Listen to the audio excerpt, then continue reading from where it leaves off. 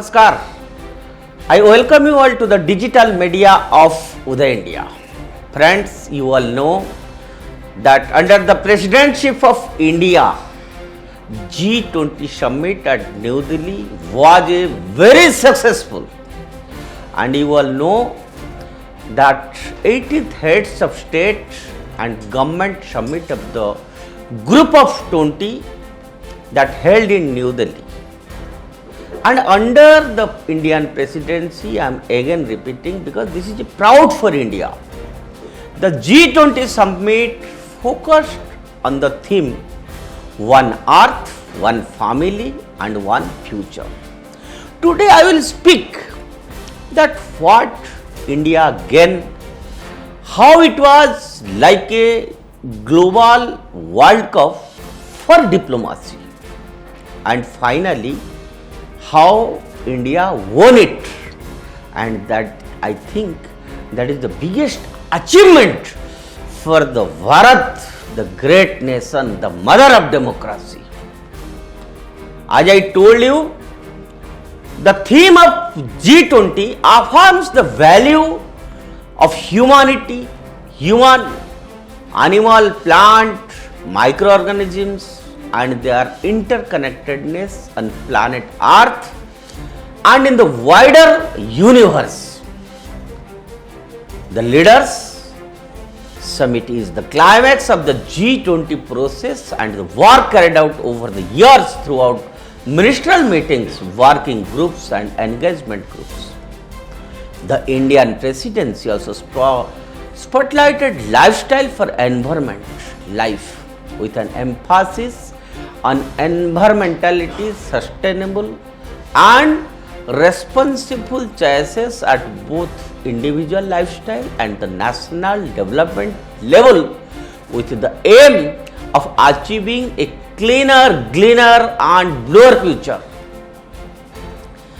The working groups focused basically on the few things like agriculture, anti-corruption, culture, digital economy, disaster, risk reduction, development, education, employment, environment and climate sustainability, energy transitions, health, trade, investment, tourism, etc. etc.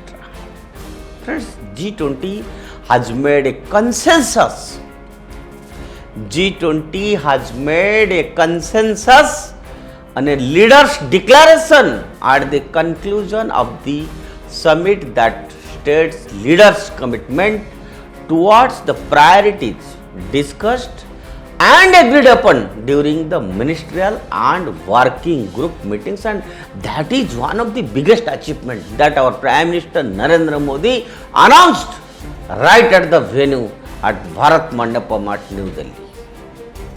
Friends, the G20 is made up of 19 countries and the European Union. The 19 countries are Argentina, Australia, Brazil, Canada, China, Germany, France, India, Indonesia, Italy, Japan, Republic of Korea, Mexico, Russia Federation, Saudi Arabia, South Africa, Turkey, UK and US. Friends, India holds the presidency of the G20 from 1st December 2022 to 30th November 2023. Only 2 months left for India's presidency, and I must tell you here that Prime Minister has shown the interest that in the month of November again India will organize the meeting of G20 through virtual medium, and all have agreed on this issue. India, the host of the G20 group summit, was a major affluent and developing countries this year, and it finished the summit's first day with diplomatic victories, as I told you earlier.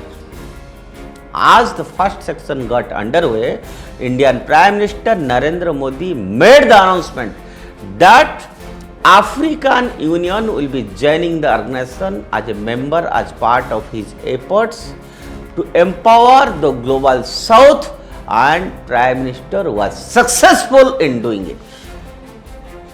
And then India declared that it had succeeded in persuading the diverse group to approve a final statement, but only after diluting language against Russia.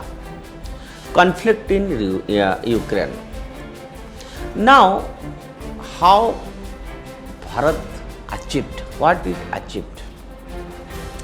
Friends, consensus on Ukraine was the issue that was going to define how the world saw India's stewardship of the G20. That's because the grouping was divided on the Ukraine war. While Russia and China wanted to avoid discussion on Ukraine, but Western nations wanted to condemn Russia. And this issue has blocked consensus throughout Bharat's G20 presidency. Had Bharat failed to achieve consensus and release a joint declaration, the G20 summit may have been described as a failure. But India was so lucky. Eventually, a compromise was brokered that significantly toned down criticism of Russia.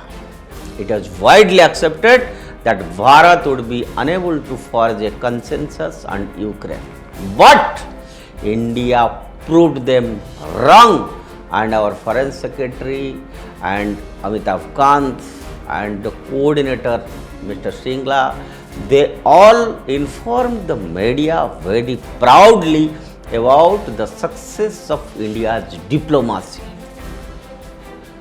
You know, Bharat managed to get a joint declaration, which will go down as the big takeaway from this summit. That is why I told in the beginning that what was the takeaway of G20 presidency for India. And friends, this will prove beneficial to India's diplomatic reputation for times to come. African Union becomes G20 member because of India. The 55th nation, African Union, became the member of G20 under India's leadership, and in last summit at Bali, Prime Minister has promised to give him the membership of G20, and he did it in style. Kudos to our Prime Minister Narendra Modi. His leadership was really appreciable, and it is a success for India. And the G20 will be known as G21. And I must tell you that this was a significant move for Bharat now, that has tried to project itself as a voice of the global south. And one must remember that Bharat can now concretely point to its record of pushing developing countries' concerns. Economics to measure things that stand out in G20 summits. Debt relief and reform of international institutions. Friends, on debt, poor countries have been struggling since the COVID-19 pandemic with high debt levels, and efforts to work together and to bail the problem out there has been slow, but it was discussed. Bharat managed to speed up this process by getting consensus to help new countries like Ghana, Zambia and Ethiopia. The major story also was reform of institutions like World Bank and International Monetary Fund, IMF. And experts have called for them to lend more money for climate change and to help the poor nations. And G20 summit countries agreed to consider major recommendations to reform these global institutions. Is it not a major milestone achievement for India? And I must tell you that this will allow them to spend billions on global priority over the next decades.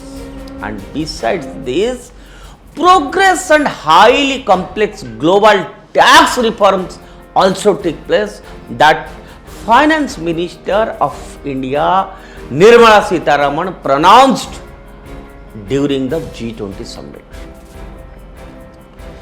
First, countries agreed to rigid regulations on cryptocurrencies given the threat that they pose the stability of the financial system. As I told you, Nirmala Sitharaman was speaking a lot about India's view to manage cryptocurrency. And Bharat also successfully pushed digital public infrastructure, basically the Aadhaar and UPI, as a means of financial inclusion, and this is expected to help Bharat to export its homemade tech solutions across the developing world, and this will also further boost its international reputation as a provider of global solutions. Is it not a milestone achievement, friends?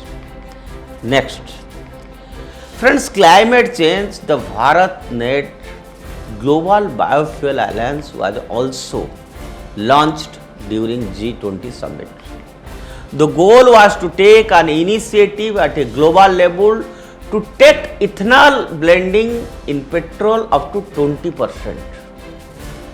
This was part of Bharat's larger clean energy push and will help boost Bharat's image abroad. China and its Indian Franchise Congress tried their best not to have any joint declaration, but I must inform you that they failed miserably, and Bharat got pretty much everything it wanted to do, and it did it in style. And this was the most successful summit of G20 at New Delhi, and you also all have watched how Prime Minister Narendra Modi was successful in bringing out art, culture, everything, handicrafts. People from each nook and corners of the country, they were united while receiving our delegates from foreign countries. India was receiving them with colorful musics, folk dances from Odisha, Gujarat, Karnataka, Rajasthan, Northeast, and the Sun Temple Konark Chakra.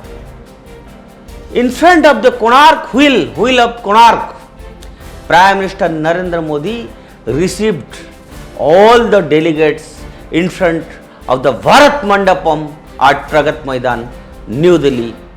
One was feeling proud while covering the event that it was looking like a mini Bharat at New Delhi. Starting from Kashmir to Kanyakumari, everything was projected. As I told you, food, millets, Indian food, Indian handicrafts, Indian doll, Indian textile, and all the delegates, they got a chance to buy the Indian art, culture, and they witnessed the rich cultural heritage of great nation Bharat. That is the takeaway. At least India could showcase what is real Bharat. Bharat को पहचानो, भारत क्या है, क्यों भारत कहते आ रहा है वसुधैव कुटुंबकम, जो कि उसकी संस्कृति है. And I must tell you, in the 2-day summit, Bharat really get big kudos because all the leaders from the developed countries, they praised Bharat and they praised the leadership of Narendra Modi. That's all for today. Stay tuned with Uday India, and I again request you to subscribe Uday India to get updates and to get the real feeling of Bharat and Bharatiyata. Bharat ki virasat. Always. That is why I request you to subscribe Uday India Digital. Bharat Mata ki Jai.